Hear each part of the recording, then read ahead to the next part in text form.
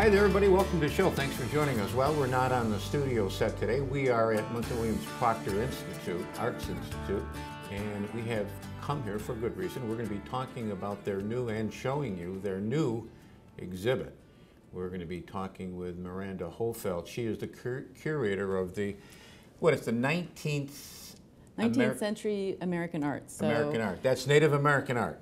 Any American art, actually, art of the United States as well as Native American art. And I think what's really exciting for me is that while I do mainly art by European Americans, this collection represents America's first artists. Yeah, that's a good way of putting it. And it's on exhibit from now until when, Amanda? Until December the 30th. Okay. So just after Christmas.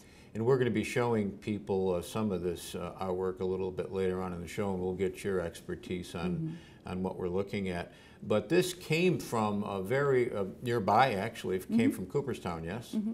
Yeah, from the Fenimore Art Museum. That's where the Thaw collection currently resides.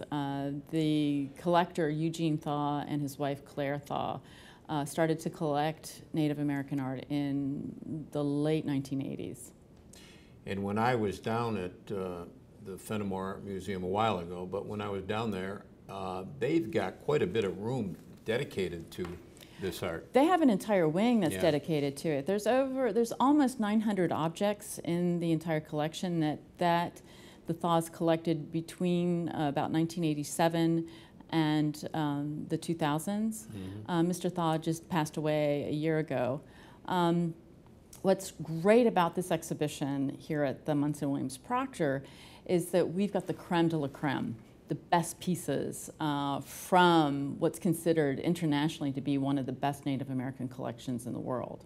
How did this come about? How did it come about that these pieces, and what you were telling me before the show, there's about 40 pieces? In the exhibition, yeah. Now, how did it come about? Well, I think what we really wanted to do was represent the culture that is indigenous to America. And while we have a wonderful collection of art starting around 1780, 1790, we really have yet to represent Native American traditions and Native American art. What really drew us to the Thaw collection was that Mr. Thaw collected these as objects, as art objects, rather than as ethnographic artifacts, and treats these as works of art. And that's really what captured our imagination. We wanted to bring Native American art to the Utica community, and we also wanted this recognition that these are exquisite objects with aesthetic qualities to them. Is there a price for people to come in to see this? No, it's absolutely free.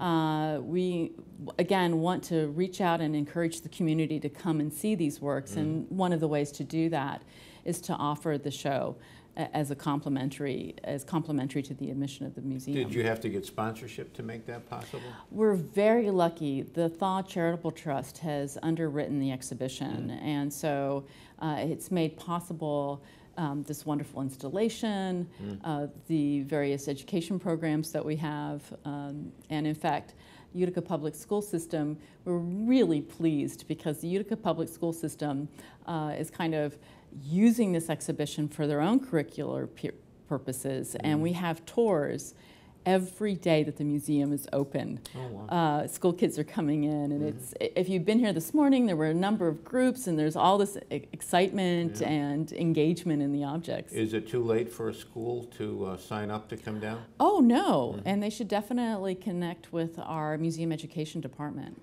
Okay. I was looking around at the gallery before we sat down. This is not inexpensive to set something like this up. Oh, no, no. It took a great investment. And again, it's an investment in the community. We want to bring exquisite works of art to Utica, and to have an opportunity for people to come and see something that they wouldn't regularly have the opportunity to do. How does it work, I'm curious, Amanda, when you are transporting, I can't imagine the monetary value on these things. Maybe we'll talk about that in a bit. How do you establish something like that? But how do you get it from Cooperstown to Utica carefully, I'm Carefully. sure. But Well, the whole art movement world is really an entity unto itself. We have special air ride trucks that move the art. We have crates that the objects are placed in that ensure that there's very little vibration. Oftentimes these crates are weatherproofed. I worked at another institution where they actually would build the crates and put them in a shower and run the shower to make sure that the crate was waterproof. And so you have to be really careful about these kinds of things. And then we actually had a special person who works with mounts come in and help us install. If you look, for instance, at the eagle feather headdress, you can see the mount that it's placed on. And there's a specialist who makes those and installed them, helped us install the show. from the time that they started moving these art pieces from Fenimore in Cooperstown to the point that it was up and ready to go here, how much time are we talking about? Wow. Well, it took about, to get it from the Fenimore to Utica is, well, you know what the drive is. And but I'm thinking about terms of taking it down in Cooperstown, boxing it up, crating it up, loading it on truck, bringing it up here, installing it here. that can take anywhere from 4 to 6 weeks. And so it's quite time intensive. And the reason that it takes so much time is that we have to be really careful about the objects. For instance, something as simple as painting the galleries. We have to allow the paint to off-gas so that there aren't dangerous materials in the air that might compromise the objects in some sort of way. And of course, there's the other issue is all the labels that you see, all of the wall texts, those kinds of things. That takes an entire communications and graphic design department to really work on that. Who decides how to display it here? Am I looking at her? Okay, yeah. Actually, and we decided that back in July, August. This was a pretty complicated installation simply because there are so many of these pedestals and we had to figure out like where those were going to be placed.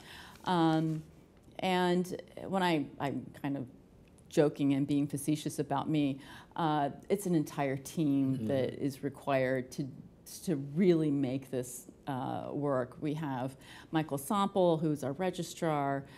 We had 2 technicians that were working on this. We had our mount person. We have our labels, the person that does the labels, as well as our graphic designer. So it's a huge team of people, not to mention the guys that are painting the walls. Gotcha. When we come back, I'm going to ask you, what's your favorite piece in this collection? Great. Miranda Hofelt's our guest. We're at Munson Williams Proctor Institute. It's a new exhibit that's going on. It'll be on until December 13th? 30th. 30th. December 30th. I don't want to cut you short. December 30th. And in fact, if you want to bring a school group down, you can still do that. There's time to schedule that. Short break, right back.